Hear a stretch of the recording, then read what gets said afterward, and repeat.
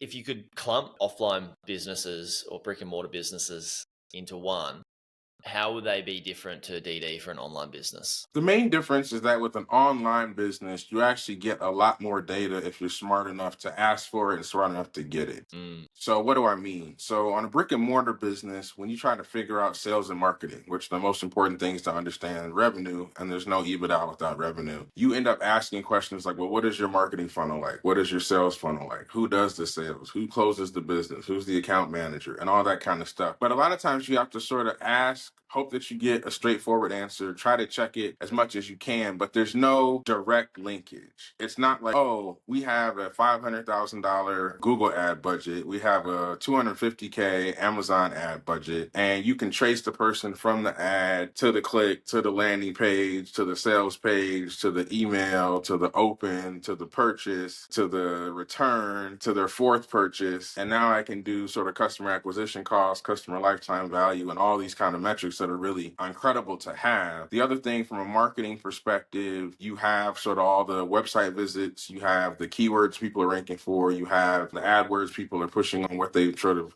stopped using from an AdWord perspective, what they're currently using. So you actually get a lot more data in online businesses, although most pure accountants, again, I'm a deal professional running a team of accountants, don't dive in that deep, but you can if you're smart. financial DD is totally different to like traffic and marketing DD. I have them completely separate. The financial DD looks into the monetary side or the transactions of how much ad budget is and all that sort of stuff, and maybe CPA and CLTV. So I agree. Isn't it funny to think that that's what I think the beauty about buying an online business is like, what's your marketing funnel look like? It's already tracked. Like it's just baked into an online business. If you're not tracking it, then what are you doing? And it's the same Yep. with the offline business. Sometimes that stuff isn't tracked if it's an older business, right? Like they just know it works. Is that hard to get that sort of information? Like, do they have to go and write it down and try and work it out whilst doing DD? Or is it, yeah, what does that look You like? know, the reality, man, is I think a lot of people think they're better at DD than they actually are, because they believe stuff that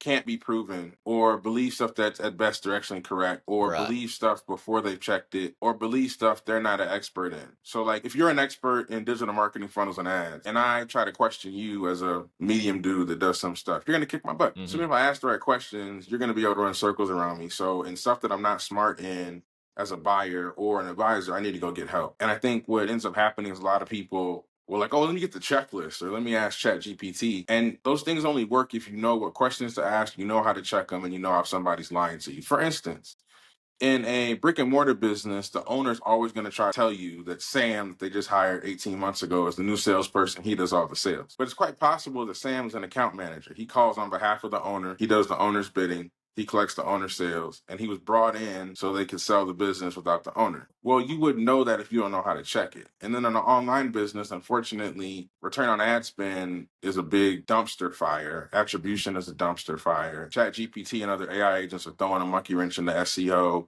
and Google. And so once again, there's a lot of stuff that people think they know that they actually don't. Yeah, absolutely. And what's the point in getting the information from the seller or the business broker that's selling when you can't verify it's true? If you Yep. do get this information, yeah, no, this is our close rate on sales, or this is our customer lifetime value, and this is our ROAS. Cool. All right. But if you just believe that, then you're getting completely sold to. You need to know how to check it. And that's why you need to understand how to do due diligence, right? That's exactly it. And there's a graveyard of people who didn't check. I mean, there's a famous due diligence business in my ecosystem that was bought without doing DD.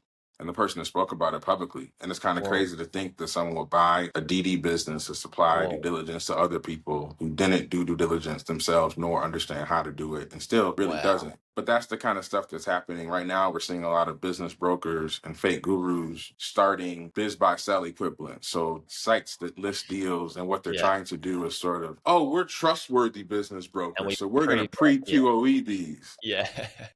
And I can't wait to see all the people they send to the poorhouse. But again, when people want easy, they get poor. When That's right. people want to do the work, they get rich. And that's no different in 2025 than it was 100 years ago. Yeah. Easy choices make a hard life. Hard choices make an easy life. Give me one or two DD stories for online businesses that you've avoided because of certain things, or DD stories that aren't yours that you've heard about where people have made mistakes. So the listeners can sort of pinpoint like, okay, we really need to be aware of this. Sure. So one of the big things on online businesses is inventory. So what a lot of people do is they kind of sort of barely do financials, and that's not a big deal. It only becomes a big deal when you're trying to sell at a multiple of EBITDA. So you run your business, I run my business. I don't need perfect analysis of my inventory. If I'm trying to sell it at 4 times EBITDA, I do. So what a lot of sellers have done, so I can't pinpoint one, but I could tell you about 10. Because of their weak inventory controls, their $400,000 of EBITDA or SDE is 80% of their inventory. And so a 50% swing in inventory that they have a very poor control of could take away the substantial part of their EBITDA. And so when people are running around saying, oh, look at my profits, they're $400,000, but haven't accounted for inventory, those could be break even, negative margin businesses. And I've seen a lot of those. I think with online businesses, people want to hear the narrative that they're easy to diligence and easy, simple businesses. You buy something from somewhere, you sell it online, you send it to someone, oh, it's easy. And then you get in trouble where you have businesses where either the seller has competing businesses that you didn't know about, Correct. or the seller is telling you about these 2 or 3 marketing channels, but really most of their sales come from some totally different thing. I can't tell you how many times people have said that their marketing funnel was really sort of organic traffic to the website, and you go to the website and it looks like, $19.99. What else? I see a lot of people have very poor controls over their return on ad spend. So I brought that up earlier. So people will say, okay, well, my ad company comes in and they have a 3x return on ad spend. But if you did all the ad spend across the whole business and the whole return, it would be less than 1, meaning you put more money out the door and you got back. But if you don't really understand how that metric works, you can get had. And so a lot of sellers will try to tell that story. And frankly, a lot of brokers don't know or don't really care to check it. So those are a couple of examples of online business war stories that I've seen from diligence stuff that I've been in. So 90% of business buyers never get a deal done, but that doesn't have to be you.